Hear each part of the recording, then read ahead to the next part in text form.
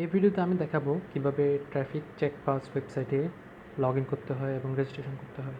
অবশ্যই আপনি যখন ওয়েবসাইটের ডোমেনে আসবেন, ওই ডোমেনটা দেওয়া থাকবে। এখন এটা আইপি অ্যাড্রেসের উপরে চলতেছে, নির্দিষ্ট কোনো ডোমেন নেই। তখন আপনাকে লগ ইন পেজে নিয়ে আসবে, যেহেতু আপনি লগ ইন অবস্থায় থাকবেন না। এখন আপনি তো লগ ইন করতে পারবেন, অবশ্যই আপনাকে রেজিস্টার করতে হবে। রেজিস্টার করার জন্য রেজিস্টার বাটনে ক্লিক করবেন। ক্লিক করার পর এখান থেকে আপনার নাম চুজ করবেন, দেন হচ্ছে আপনার একটা ভ্যালিড ইমেল দিবেন। একটা ভ্যালিড ইমেল দিবেন, দেওয়ার পরে এখানে আপনার একটা ভ্যালিড ফোন নাম্বার দেবেন অবশ্যই। অ্যান্ড এখান থেকে আমি একটু চেঞ্জ করে দিই।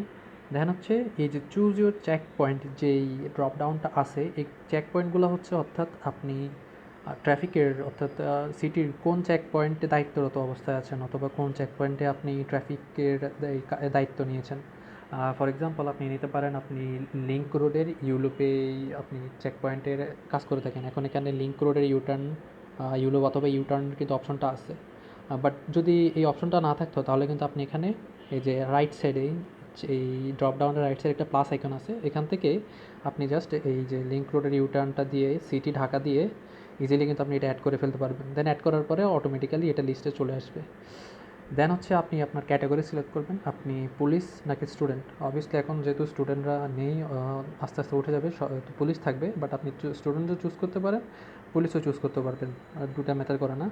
দেন হচ্ছে আপনার একটা আইডি কার্ডের ইমেজ দিতে হবে, যার দ্বারা আমরা ভেরিফাই করতে পারবো যে আপনি কি আসলেই অথেন্টিক মানুষ কি না।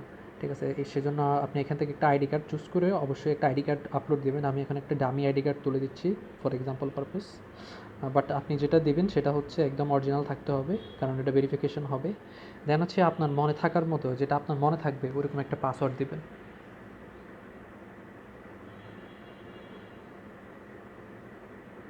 এখন আমার পাসওয়ার্ড দেওয়া হয়ে গেছে।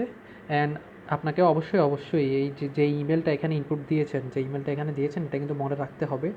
কারণ এটা ছাড়া আপনি লগ ইন করতে পারবেন না। অ্যান্ড যে পাসওয়ার্ডটা দিয়েছেন এটাও লাগবে, ইমেল অ্যান্ড পাসওয়ার্ড দুইটা লাগবে আপনার লগ ইন করতে হলে। এখন আমি রেজিস্টারে ক্লিক করবো। সাকসেস হওয়ার সাথে সাথে কিন্তু আপনি এখানে এসে ইচ্ছা করলে কিন্তু লগ ইন করতে পারবেন না।